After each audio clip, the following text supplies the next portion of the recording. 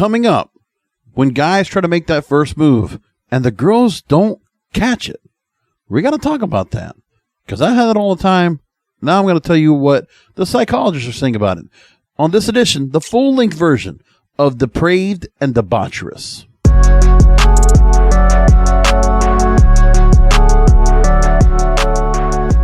Thanks for finding this episode, and thanks for subscribing to the show. I'm King of Podcasts. Thanks for being with me.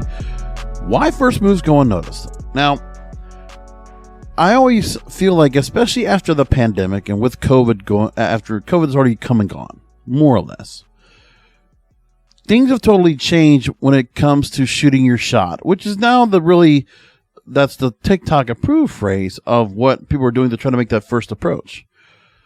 There might have been times where you thought that the pickup artist approach might have worked. You might have thought that, just trying to find whatever kind of quirky, goofy kind of thing you would do as a guy to try to get a girl's attention. When you find her attractive and you are immediately enamored over her. And where guys like me, when we lost the time to go ahead and socialize as much as we did, plus when you have the chance to try to shoot your shot, how often are you going to catch a girl that is not with her AirPods on or wearing headphones on purpose to make sure that she doesn't get any kind of attention or looking away from you? All these different things. It's more than not, you're seeing a lot of girls now that if you're going to just try to shoot your shot in the street, day game, night game, whatever, you have to catch them when they're absolutely there and able to open. And then if you're even getting a chance to do that, especially at night if you're going to the clubs or the bars, loud, cantankerous, everybody's drinking, are you going to get a good chance to go ahead and shoot your shot there? So you're never going to get that perfect situation where everything kind of falls into place. You're not going to catch them in a library or a bookstore or something like that, and you're going to be able to go and make that shot. Not always. And when you maybe have the chance to catch a girl at the right moment, it's always because, it's just situation kind of just brings itself. So if you're on a flight or in a Uber ride and you were sharing it possibly, I remember having that happening where I was driving for Uber, and I still do, where I had one guy where she was going to work at Wendy's, and this guy happened to be on a ride secondary. So I picked her up, and I'm driving her to Wendy's to go to work. She's in her uniform. And then this guy comes up for a ride after that, going to not the same destination, but on the way, because he's going to be dropped off second. And literally, for about 15 minutes, I was going to say something to the girl because I felt bad because I don't know if she wanted to talk to him or not, but I was cringing for the fact that this guy, look, he wasn't a horrible looking guy, young guy, taking his chance, shooting his shot. And you could tell he's just forcing the issue, trying to go ahead and talk to her because he caught her in a spot where she's stuck right there. And maybe something might happen. Maybe there'll be a spark that starts and say, look, let me get your phone number. I believe she did give her his phone number, give him her phone number. I believe that did happen. But I don't really think anything must have come from that. And that's because I think that the guy, if you're dealing with this girl that's going to work, she's thinking about work. She's probably got other things in her mind. And look, I get it. Maybe I'm overthinking everything because I do that. I overanalyze, I overthink. That's always been an issue with me. And then there's been times where I just didn't give a shit, and I did shoot my shot on a girl only to get rejected. But then the part that was really tough was knowing that you're going to get the rejection. And this is the hardest lesson for me to learn. Because in my work, I like to persuade and I like to be able to get things done and things happen. And so if I want to talk to a girl and logic is not working, and I'm not going to figure out why she's not talking to me or why she doesn't want to give me her phone number or anything else. So I'm just saying to myself, what do I do here? How do I go ahead and break off this funk? And I just need to realize that there's going to be a lot of girls that will reject. But it's always being said that if you're going to go ahead and try to shoot your shot with a female, you need to go and do it many times. It's more difficult than cold calling. That you're going to have to go through, I would say if you make 1,000 approaches and you do that in a month, that's pretty feasible, right? No, that's a lot. Wow, that is a lot. Because I want to imagine if I wanted to do the full approach and I was aggressively trying to see if I could pick up a date, I would imagine, 40 approaches a week, maybe 160 to 200 approaches a month. And things might change depending on how much time I have to go ahead and try to approach. But I've lost the interest in doing it. And I don't know what it is about me that happens, but it's really become something that it's not even just a rejection anymore. It's just the effort altogether. Like, are there any other guys out there, you younger guys than me, okay? Do you ever get that feeling that you're getting tired of just the initial start? When I started hearing things where women would start shooting their shot, I was like, yes, hell yes, let's go. Let's go. Let's do this. I would love to see if women would do the same thing around. Because women, I don't think you understand the pressure that guys might put themselves under if they really do like you. And I know, we shouldn't go ahead and put this such a serious thing, but if we're attracted to you and you look all put together right at that moment, remember, if we're hitting on you, most times, sure, you might not be made up perfectly. You might not be looking your best, but keep in mind, if guys are shooting their shot at you, they're trying to make the first move with you, and they might not see you at your best. Imagine what they will think of you if you saw them at your best. And that's the point. That I don't think women at the moment will realize this guy's really talking to me, and like he's really hard trying to go and talk to me. If I found him attractive, I should really appreciate this because he sees me right now all kind of dressed down. I'm in joggers. I'm in sweatpants. I'm in, jeggings. I mean, I'm just dressed down. My hair's not done. My nails are not done. My face isn't done. It doesn't matter. I think women get that kind of sense. It's kind of hard to realize that we like natural looking women, natural bodies, natural everything. And we don't need perfection. That if we could, and it were possibly allowed, if we were just able to go and come up to you and just give you a kiss and give you a hug and just something like that, because we feel like, at least to me, I look at a girl and I say, can I just go ahead and I wish I could just go ahead and just come up to a girl and kiss her, but I know that can happen. But it's becoming more difficult, I think. And especially when guys are not learning to get the confidence to go ahead and approach a girl with confidence, when there are no male counterparts or mentors or anything like that to lead them up to it, then they go through that uncomfortable try to go ahead and do something, and then the girl might go ahead and say yes because she'll think it's kind of cute. And, the guy fumbling over himself because he likes her. And women catch on to that, and the right women know their worth, know their beauty, know their value. But then they also know they can go and take advantage of a guy when he's trying to make the effort. Most women really realize what's going on here. That's what I'm saying. Psychology Today, Dr. Brian Carlson, he writes a column called Dating Toxic or Tender. His key points in what he's talking about here is that people who fear rejection often commit a signal amplification bias by thinking their romantic overtures reveal more than they truly do. Heterosexual men and women differ in their differences about whether someone is romantically attracted to them or not. Men tend to overestimate others' romantic interests because the cost of a missed mating opportunity is high. Yeah, we do get to the point where nothing to lose. You'll never get a second chance to make a first impression. That's a Head and Shoulders commercial thing that has held on to me for all life. And women tend to underestimate others' romantic interests because the cost of having a potential partner, of having a child with an uninterested partner is high. And I don't know if it's so much that anymore, where if a woman feels like the fear of getting involved with a guy, and if they are sexually active, the chance of pregnancy. I mean, sure, there's still some of that is. So in the story, they talk about that walking across the room, starting a conversation with someone to whom you were romantically attracted, for instance, may feel like a Herculean effort. I think it is. He's not wrong here. You're aware of how attractive your crush is, how much your hands are sweating, how your heart is racing, and how your stomach is feeling so full of butterflies that you're all about to puke. And you know what happens? when I try to approach a girl, and I've had that so many times, I have a default simp type response to a girl, and it always loses. And that's because I psych myself up so much to try to get this working right, and I don't. How many posts do you know out there that can just have not the healthy ego and be humbled like myself? Like, I'm actually talking about this because I know what it's like to be rejected. I understand what it's like to try to go ahead and approach and get the rejections and how much it sucks.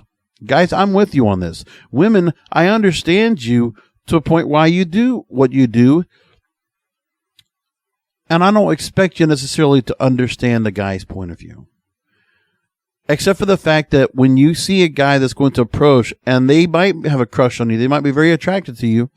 And you know what? If you feel like you're very attracted to a guy yourself, then take the approach. You don't have to worry about that part. So in this story, they say, what do you say when you gather the courage to make the first move? Being too straightforward about your romantic interest may be perceived as desperate or creepy, but then I've been always told, just say what's on your mind. Be yourself. Didn't you always hear that? But then that's like such a hard question to ask yourself. What is being yourself? What is that? Do you really identify who you are? At my point, I'm not the guy that goes chasing anymore. I'm not the guy that makes the approach anymore. You know what? If I get the inkling something might happen, then I'll try the approach. But I have to feel something's going to happen here. Like there might be a chance something, and this is the thing too, guys. It's all about body language. I mean, let's see if you get some kind of an interest if you look at her and you smile. Like sometimes, I'm not going to try to approach a girl. What I might do is I might just go ahead, flash a smile, look at her, and give her try to give a warm presence. Of course, that's not going to be every girl. I mean, I'm an older guy, and most younger girls might see me smile, and they're like, ugh. Right. But there's some women that are going to feel like that anyway because they don't get it. Being rejected immediately would likely sting, so you decide to play it cool and introduce yourself by asking a low-stakes question, how's it going? But see, I used to do a lot of things like that, and I'm sure you've heard some of these approaches. You ask her what time it is. You ask her for directions. You ask her if she knows anything about a store or where you're at. You know, if you're in a clothing store, hey, what do you think about me wearing this? Does this look good on me? All those things about like where you find the moment and take the moment where you're at to kind of use the conversation. Like I remember Roosh V doing the day game book, and I have that in my Audible, and talks about at the coffee shop, just these different ways of bringing up something, seeing what the person's doing. Oh, that's another one. If you see them working on something on the computer, oh, you're in school, you're studying. You like start trying to read like that, and you're in front of them. Yeah, that cold read kind of stuff, that might creep a girl out too. It depends on who you're talking to. Because sometimes some of those approaches don't necessarily work for some people in person. You got to understand that if you're meeting somebody in person, and here's the other thing. If a girl is normally trying to meet people online and then you just happen to catch her in person, and it's somebody that's accustomed to meeting somebody online and not in person, then the introverted self that woman is going to go and she's going to have a pushback on you or just completely ignore. And maybe she didn't feel like doing like that, but it's a triggered response. Now, the switch of perspectives he has. Imagine someone across the room came over to you, introduced themselves, and asked how it was going. It's also the thing where if you're talking business, see, if I'm approaching to talk business, that's easy. And everybody knows we're being platonic. We're at the level here. We're talking about expertise here. So if I do that, that's an easy way to do it. But it doesn't translate into social life. Not necessarily. So you politely answer, leave, and later assume this person must have had an extroverted personality or grew up in some friendly Midwestern state. The thought that they were interested in you romantically may never have crossed your mind. So why does this romantic overture go unnoticed? And he talks about signal amplification bias. It's especially likely for people who fear being rejected. In other words, some people think their romantic overtures reveal more than they truly do. It's interesting. So if you're just saying, hi, I think you're cute, I'd love to get your phone number, then there's something more to it. So for those who fear rejection, the thought of walking across the room and starting a conversation with someone they're attracted to may feel like a scene from a horror movie. It requires them to overcome all the fear and anxiety coursing through their bodies. So when they approach someone they're attracted to and a seemingly innocuous question, how's it going, they assume it conveys much more romantic interest than it already does. Because they're thinking, how's it going? Can we go out for coffee? Can we do something else? Can I get your number? Are you waiting on a boyfriend? Are you waiting on someone and maybe there's a chance for us to talk some more? That's all these thoughts a guy has in their head. I know I do. And they tested this measured people's anxious attachment style, or how much they feared being rejected, before asking to imagine being at a party and meeting someone single, attractive, and with whom they had something to have a lot in common. So the findings reveal the people who fear rejection overestimated how much their conversation revealed their true feelings. The more they fear rejection, the more they thought their romantic interest and attraction were apparent. We overestimate. Guys, we do this. Women underestimate. But other people are not mind readers. Those who fear rejection and still make the first move might feel transparent. But here's the problem. Okay, so guys, we're trained to say, okay, we need to do the rejection because we need to earn the rejection. But we really don't learn anything from it. The reason why we do it, and women, this is what you need to understand too. We've been trained a lot of times. If we want to find a girl, we have to go through a lot of rejections. So we like a lot of different women, different sizes, shapes, whatever, everything. We're not very picky. And then we meet somebody that we find interest in, we'll shoot our shot, but it's just for the rejection.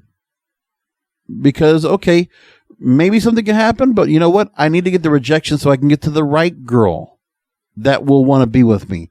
I have to get to that. So I have to go ahead and hit every one of these rejections from all these girls to get to the one that won't. It's like hoping that our luck will turn in our favor. That's what we have to do. And that's what's going on here. And then there's the cost of missed opportunities. Heterosexual men and women differ in that. So there's a couple of errors or mistakes that single people can make when interfering whether someone is truly into them. False positive. I think they're into me, but in reality they were not. A false negative.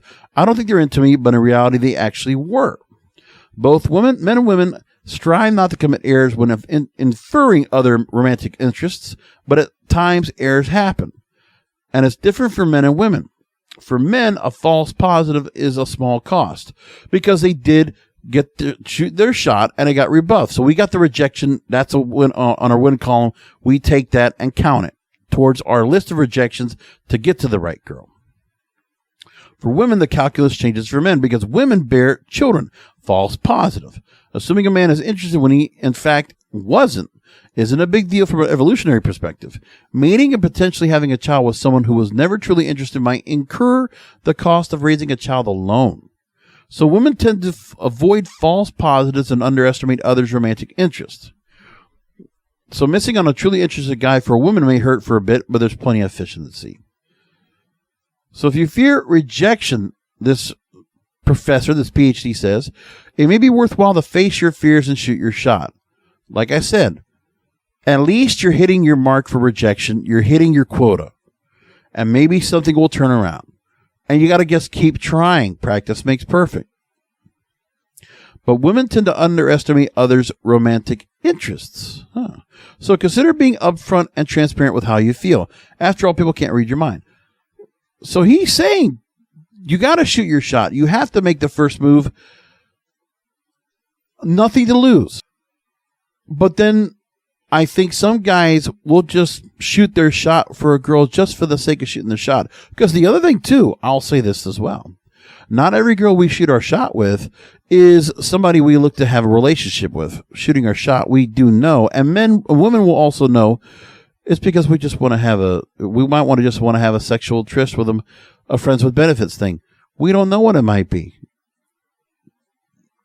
And in some cases, I know when I look at, and I talk to girls, I don't worry about the relationship because you know what? It's probably on my face that for a long time, I did not date long because of the nice guy in me would self-destruct before anything got really serious and before I got past the get to know you stage. So maybe for me, as I'm talking myself through this, through that article, Maybe that's my problem. Remember, there's some people's problems out there. Some of you guys might have that same thing where I'm not worried about a relationship right now. It's not what I want. It's not something I need. It would be nice if the right girl came along. So why would I shoot my shot if my real intention is, you know what? I just want company. I don't want to be lonely sometimes. That's all that really matters to me right now. Is that the times when I feel lonely and I don't have a woman in my arms that I want to be, you know, I want to be loving and romantic and affectionate with. I want to have those feelings I can share with a woman, but I don't have that right now. So if I go after a woman, they're going to just think, well, I probably just want sex.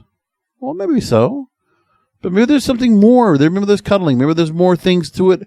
But what woman's going to give me a chance to say that?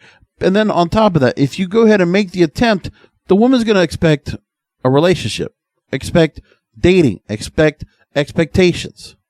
So these are the kind of things I think about. I'm going to want to go through one more story before we're going to wrap things up, and that is 5 signs that someone is semi-ghosting in a relationship. Because some of you in relationships, you start asking yourself, is this person cheating? Like, where are they gone? Why are things going away? And this can happen in romantic, social, family, and work situations. And some of it contains elements of passive aggression, narcissism, or breadcrumbing. We've talked about that here on the show.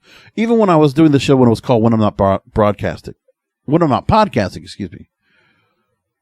So the 5 things they have are: the semi-ghoster really keeps in touch or initiates contact. Because some guys, when they're narcissistic or manipulative, they want the girl to have the guilt trip. They want her to feel like she needs to put some initiative in. Get the submissiveness out of her. Get her to be people-pleasing if that's what she is. That's what her real persona is. Bring that out. Lure that out. When contacted, the semi-ghoster may take a long time to reply. Right.